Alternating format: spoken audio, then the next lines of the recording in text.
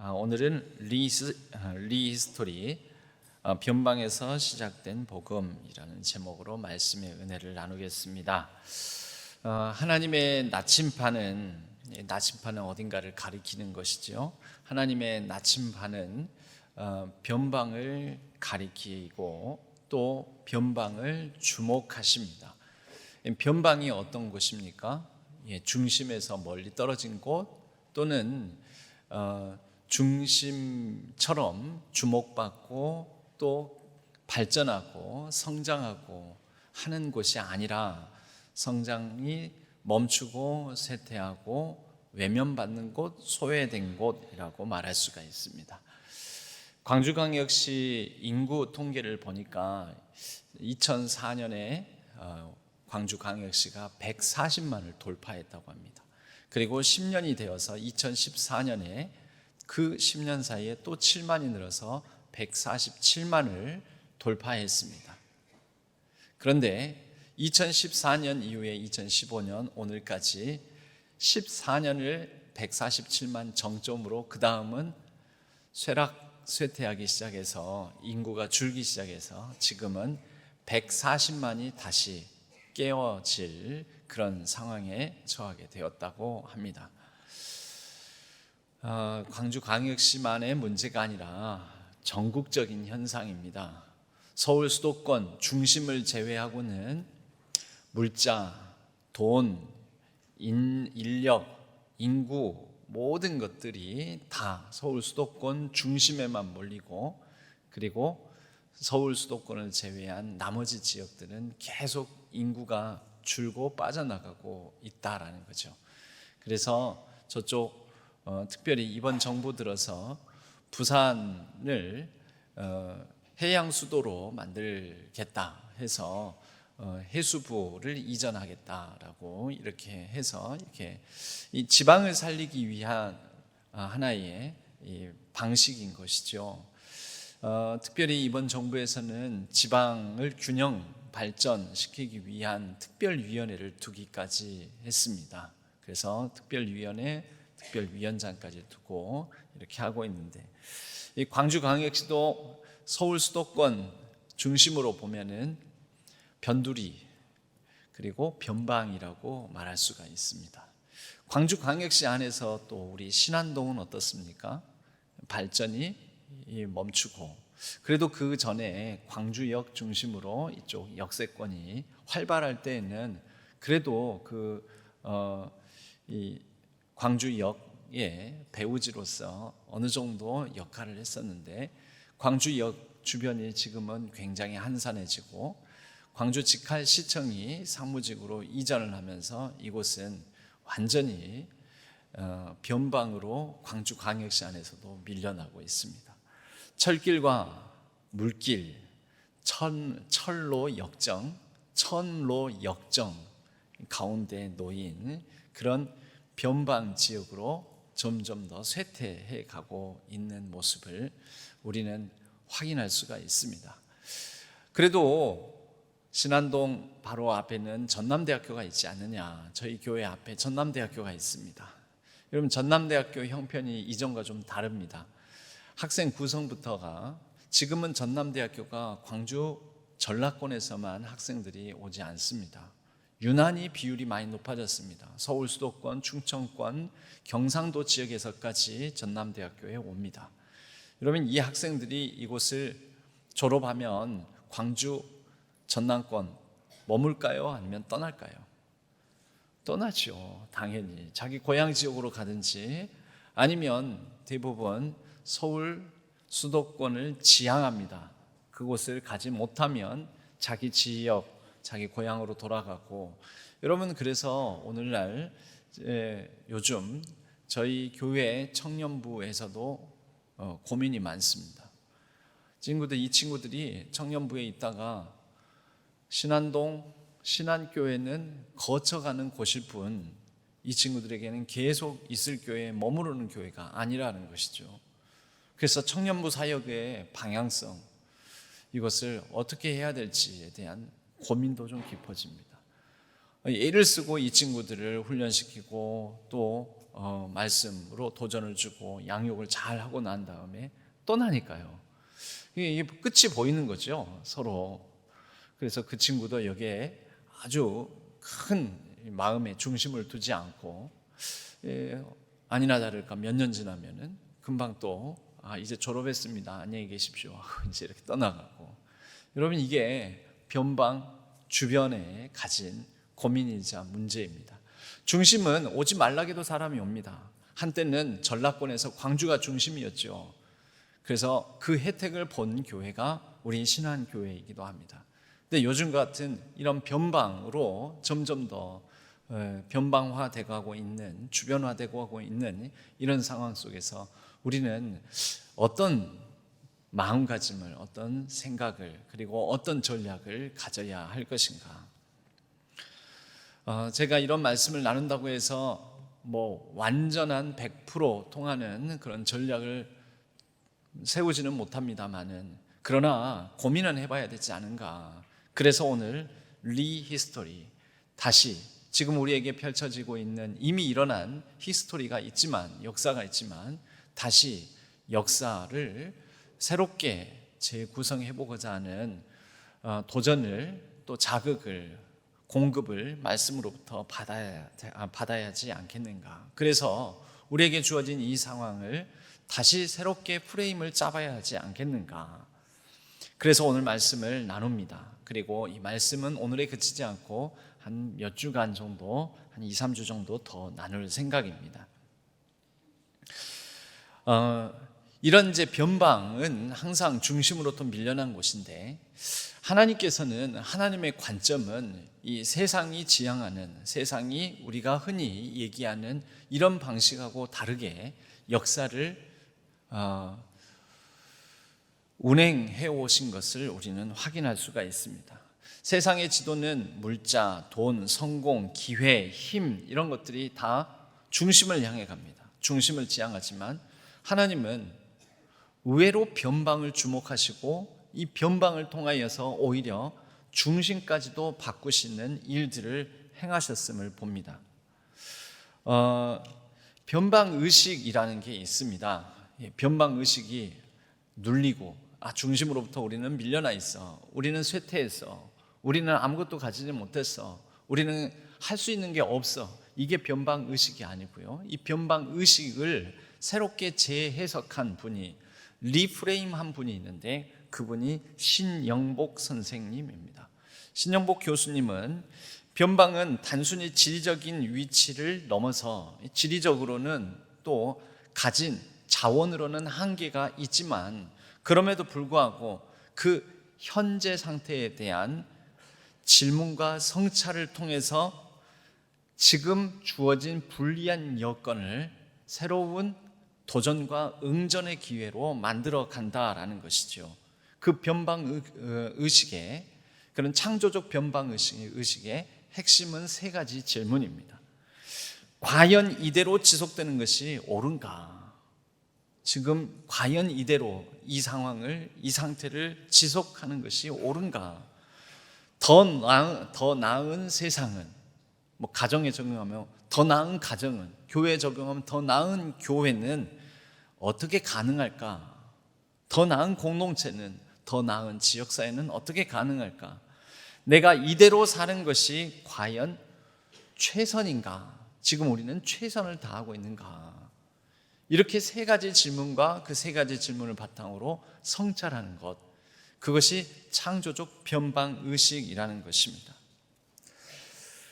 그런 의미에서 우리가 오늘 본문 성경을 한번 살펴볼 필요가 있는데요, 오늘 성경을 보면 예수님께서 복음을 선포하신, 공생애를 시작하신 장소, 그 장소가 갈릴리로 나옵니다. 갈릴리.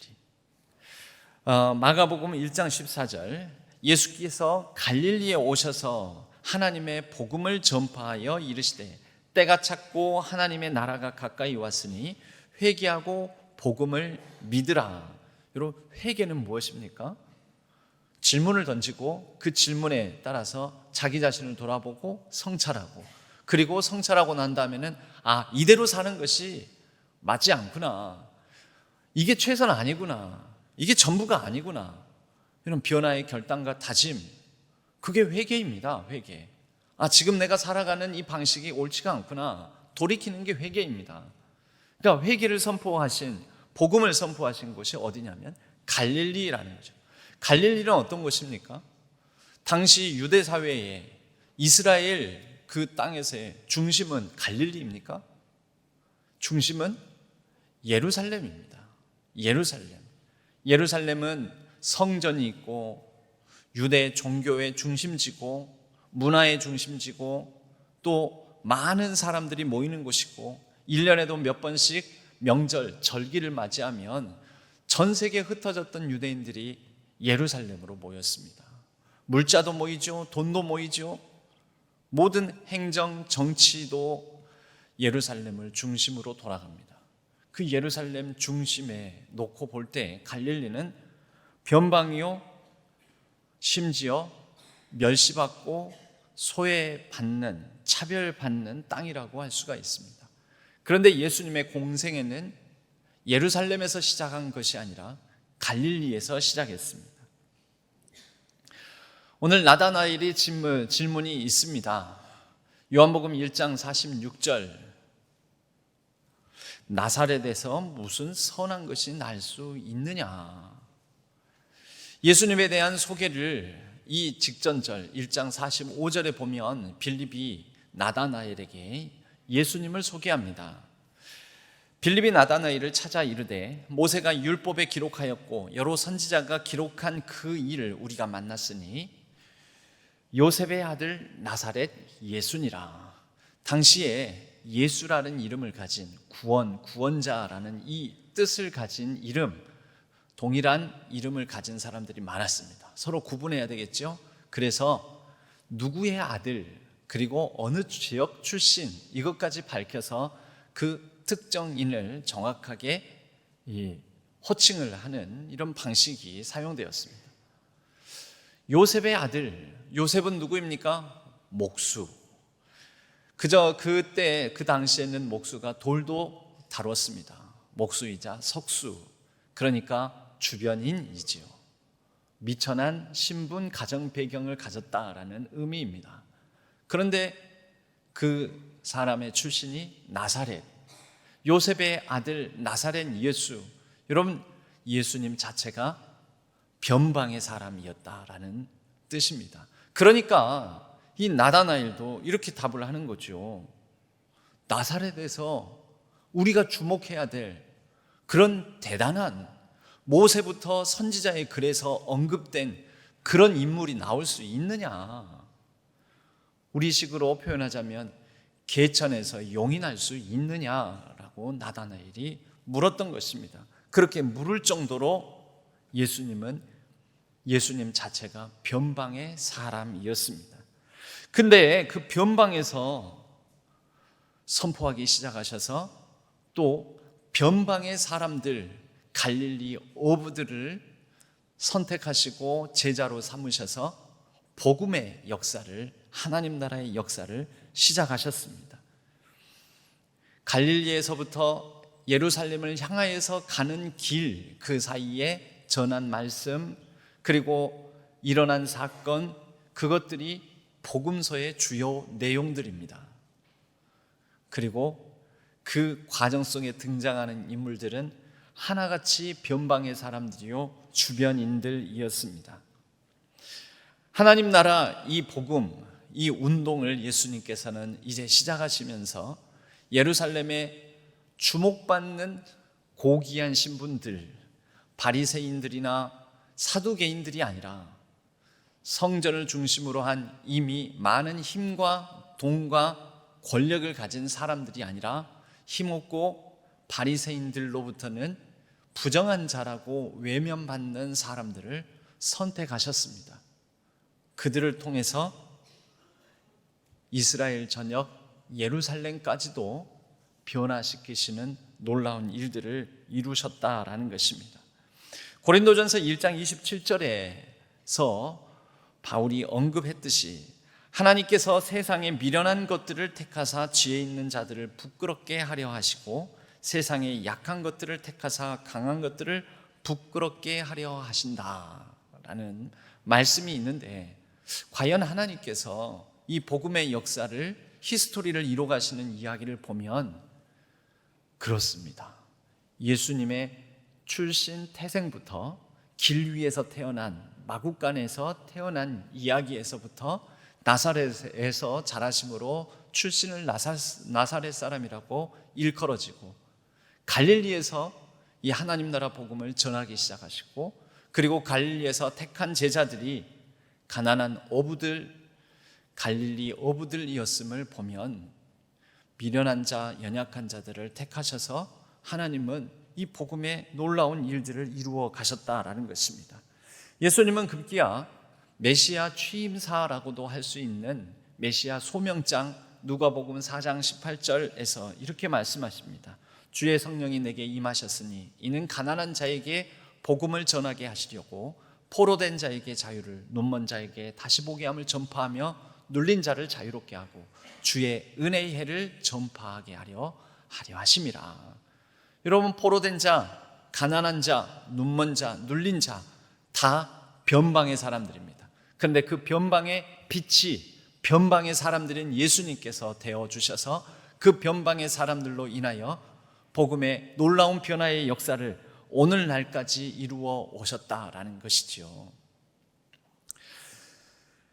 세계 문화, 인류 문명사, 역사적, 문화적 맥락에서도 보면, 이런 관점에서 보면, 하나님께서 구속사만 이렇게 이루어 가신 게 아니라 인류 문명사도 이렇게 이루어 오셨음을 우리는 확인해 볼 수가 있습니다.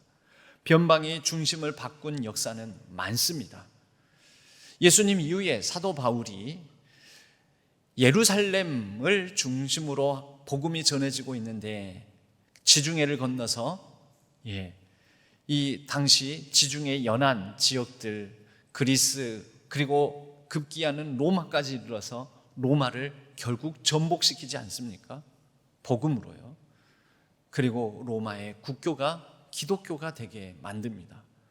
변방에서 선포된 복음이 로마의 중심, 로마 전체를 바꾸게도 만들었다라는 거죠.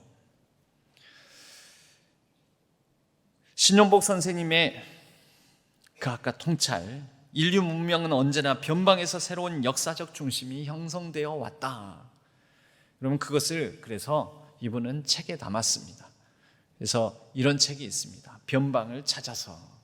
그리고 이 책의 내용 중에 핵심 주제 문구가 이런 주제 문구가 있습니다. 변방은 창조 공간이다. 변방은 창조 공간이다. 이 책의 내용에도 나오지만요, 세계 문명사에서 가장 뛰어난 문명을 오리엔트 지역에서 발생한 메소포타미아 문명을 꼽습니다. 메소포타미아 문명 지역은 오리엔트에, 바로 이곳에서 수메르 문명, 전 세계 문명사에서 가장 먼저 가장 발달한 문명이 수메르 문명을 꼽습니다. 이 수메르 문명 지역, 오늘날 중동 지역인데, 이 중동 지역을 중심으로 놓고 보면 나중에 서양 문화의 중심이 된 그리스, 로마 지역은 변방입니다. 변방. 심지어 유럽은 로마 제국 당시에도 오늘날 유럽의 강대국들, 프랑스, 독일 이런 나라들은 우리 이 동양적 표현으로는 오랑캐 취급을 당했던 야만인들, 바바리안들, 야만인들의 땅이었습니다. 갈리아인이라고 불려졌죠. 그런데 이렇게 자꾸 변방이, 당대의 변방이 후대의 중심이 되고 또 중심까지 변화시키고 또 그 후대의 변방이 다시 또 중심을 변화시키는 이런 일련의 일들은 세계사적으로 많이 나온다라는 거죠. 그리스 로마를 중심으로 이제 했을 때에는 변방의 국가인 오스트리아 합스부르크 왕가가 전 유럽을 거의 다스리다시피 한 세월이 또 시기가 있었습니다.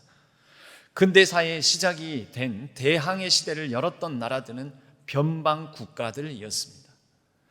유럽의 중심 국가가 아니라 변방 국가, 예를 들면 네덜란드, 영국, 이들이 해가 지지 않는 나라 하면서 대항해 시대에 전 세계를 호령하는 나라들이 되었다라는 것이죠.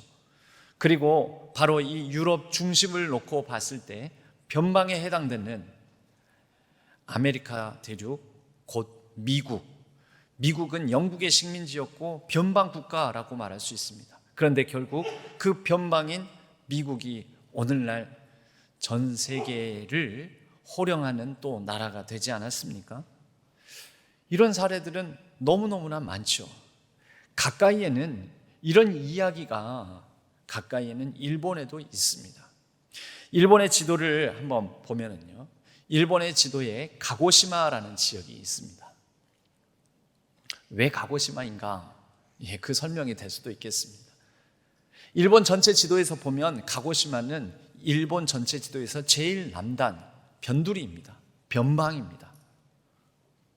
조그만 땅이죠. 일본 전체 한 60개가 넘는 현들 중에서 가고시마 현은 규모도 크기도 그리 크지 않은, 일본의 중심은 단연코 일본 왕이 수천 년 동안 머물고 있었던 교토이거나, 그렇지 않으면 에도 막부, 최근까지도 쇼군이 다스렸던 에도 막부의 중심인, 그리고 지금 현재는 일본의 수도인 동경입니다. 그 교토나 동경은 바로 일본 전체 지도에서 가운데 부위에 위치하고 있습니다. 그런데 이런 변두리 땅 가고시마를 좀 더 확대를 해서 보면요, 저런 모양입니다. 그리고 이 가고시마를 지형도로 더 확대해서 보면 이렇습니다. 저 가고시마 만이라는 곳, 이렇게 되어 있는데 따지고 보면 화산지대에 지금 색깔이 진한 녹색으로 있는 것은 산지가 많다라는 것입니다. 아직 여전히 화산 활동도 활발합니다. 닫혀있는 땅이죠. 위험이 있는 땅이죠. 그런데 이 지도를 돌려서 거꾸로 뒤집어서 보면은요, 저기 오른쪽 위편에 있는 네모 안에 있는 지도입니다. 오른쪽 위편에 있는 지도를 놓고 보면 닫혀있는 땅이 아니라, 즉 일본 중심을 향하여서 보면은 닫혀있는 곳인데, 저 바다를 향해서 보면 열려있는 땅입니다. 열려있는 땅.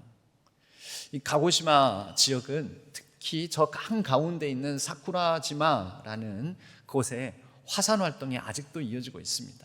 사진을 보면요, 이렇게 하루에도 두세 번씩 분화가, 물론 이것은 분화가 크게 일어난 2024년도의 사진인데요, 하루에도 몇 번씩 연기를 훅 내뿜습니다. 그런데 그 앞에 유람선이 다니고, 또 이 도시가 바로 이 화산 분화가 일어난 곳에서 불과 1km 떨어진 곳에 인구 50만이 넘는 사람들이 살고 있다라는 거죠. 여러모로 발전하기 힘든 변두리 땅이지 않겠습니까? 우리나라 지도를 우리가 흔히 익숙하게 하는 지도 모양에서 위아래를 바꿔서, 남과 북을 바꿔서 새로 그린 지도가 있습니다. 이건 국토지리정보원에 가면은 누구든지 다운로드 받을 수 있는 지도이기도 합니다. 여러분, 우리나라 지도, 우리나라를 중심으로 세계 지도를 그린 것입니다. 여러분, 어떻게 보이십니까? 우리가 흔히 아는 지도하고 비교해서 보면, 여러분, 우리나라가 대륙에 막혀 있지 않습니까? 남과 북이 분단되면서 특히 북한 지역으로 대륙으로 진출을 못하니까, 진출을 못하는 막혀 있는 답답한 땅, 섬과 같은 땅이지 않습니까? 그런데 이렇게 새롭게 지도를 위아래만 바꾸어서 세계 지도를 그려보면, 우리나라는 가히 저 태평양 시대에 태평양을 향하여서 열려있는 기회의 땅이기도 하다라는 거죠. 여러분, 그래서 이 새로운 정부에서 그런 부산을 해양 수도로, 그리고 앞으로 남극 시대까지 바라보면서 해양 수도로서 부산을 그렇게 발전시키고자 한다, 이제 이런 정책을 하는 이유가 바로 이런 위아래 남북을 바꾸어 놓은 새로운 세계 지도를 놓고 봤을 때 비전을 품게 되는 것입니다. 여러분, 이게 무엇입니까? 관점의 전환인 것이죠. 우리는 중심 부위를 향해서 막혀 있다. 우리는 중심에 속하지 못한다. 우리는 변방이다. 변방에서 할 수 있는 것은 별거 없다. 그것이 아니라 우리는 대양을 향해서 열려 있다. 열려 있는 기회가 있다. 우리는 이대로 여기에서 멈추거나 머물지 않고 바꿀 수 있고 최선을 다해서 뭔가를 이뤄낼 수 있다라는 새로운 인식인 것이지요. 가고시마 얘기로 돌아오겠습니다. 여러분, 가고시마는 지도상으로 봐도 막혀 있는 곳입니다. 중심으로부터 소외되어 있는 변방이었습니다. 그런데 근대사에서 일본을 바꾼 가장 큰 사건은 메이지 유신입니다. 1867년 8년에 7년 8년에 걸쳐서 이루어진 메이지 유신, 그것을 통하여서 일본은 완전한 근대화를 이루고, 그래서 동양에서 가장 유럽 문명 발달한 문물을 받아들여서 선진화를 이룬 이후에 결국 조선 침략과 심지어 중국, 동아시아 지역까지 진출하는 그런 침략의 역사를 펼쳐갑니다. 물론 침략의 역사는 잘못된 것이고 나쁜 것이지만 그 역사로만 놓고 보면 과연 이러한 발달한 변방의 국가가, 아시아 지역에서는 제일 끝자락에 있는 변방의 국가가, 또 그 일본 안에서도 가장 변방에 해당되는 가고시마가 어떻게 일본 전역을 새로운 문물을 받아들이는 변혁의 주체로 나섰으며, 그리하여 이 일본이 어떻게 메이지 유신을 통하여 이러한 신문물을 접하며 개방적인 수용성을 가진 나라로 변모하여 발전하게 되었는가? 여러분, 우리는 이것을 볼 수 있어야 한다라는 거죠. 그것은 가고시마, 옛날 이름은 사스마번입니다. 사스마번 시절에 이 가고시마는 중앙으로부터 오히려 중앙에 진출은 못하였지만 중앙으로부터 통제가 약하고 중앙으로부터 간섭이 덜하기 때문에 그들은 처음에는 영국과 접하면서 영국의 한포 사격을 받으면서 가고시마가 철저히 무너지고 망가져 버리는 경험을 갖게 됩니다. 1862년 어마어마하게 깨지고 난 다음에 그들이 화들짝 놀라서 우리가 에도 막부, 동경, 도쿄 지역을 쳐다보고 있을 게 아니다. 우리가 우리를 철저하게 한포 사격으로 망가뜨린 저들의 저 기술력과 저들의 문물을 주목해서 봐야 된다. 우리 이대로 있으면 안 되겠다. 당시 에도 막부, 도쿠가와 가문이 다스리는 에도 막부 체제에서는 쇄국 정책으로 말미암아 외국으로 함부로 나가지도 못하고 들어오지도 못하였습니다. 그런데 가고시마는 중앙으로부터 가장 멀리 떨어져 있기 때문에 간섭이 덜하기 때문에 에도 막부에 보고도 하지 않고 허락도 받지 않고 몰래 영국으로부터 큰 공격을 받고 난 다음에 각성하여 19명의 사람들을 영국 유학생으로 보냅니다. 영국 유학생으로 보낸 이 사람들이 가고시마 중앙역 광장에 이렇게 동상으로 세워져 있습니다. 여러분, 이런 열린 개방성, 수용성, 그렇게 해서 돌아온 사람들이 가고시마 지역을 일본 최초의 신문물에 바탕한 공업지대로 만들고, 그리고 이를 바탕해서 새로운 무기, 새로운 기계 생산해내고, 그리고 이를 바탕으로 가고시마 지역이 메이지 유신의 주역으로서 발돋움하게 된 것이죠. 가고시마 지역은 서양 문물, 중앙으로부터 가장 통제가 덜하기 때문에 서양 문물 또 여러 신문물들 접하기가 쉬웠고, 그래서 그런지 가고시마 지역은 1549년 일본 전역 최초로 프란시스 자비에르 신부가 첫 발걸음을 했던 곳으로 기독교 복음이 제일 먼저 전해진 장소이기도 합니다. 우리가 아는 임진왜란이 그로부터 약 40여 년 뒤에 일어납니다. 임진왜란 때 그들이 가지고 온 무기가 조총이죠. 그런데 그 조총이라는 무기가 제일 처음에 도입된 지역이 또한 가고시마입니다. 변방은 그 변방성 때문에 지닌 한계와 연약함이 있을지 모르지만 그 변방이기 때문에 또한 가능한 꿈꿀 수 있는 비전과 그 개방성, 수용성으로 말미암아 이룰 수 있는 중앙 중심부까지 바꿀 수 있는 변화의 창조적 동력이 되기도 합니다. 그래서 신영복 교수님은 변방은 창조의 공간이다라고 얘기를 한 것입니다. 오늘날 우리 광주광역시 안에서 또 변방에 해당되는 신안동 안에서 변방교회가 될 가능성이 높은 우리 신안교회가 취해야 될 자세와 태도, 전략이 무엇이겠습니까? 하나님은, 하나님의 나침판은 변방을 주목하여 보십니다. 변방을 가리키십니다.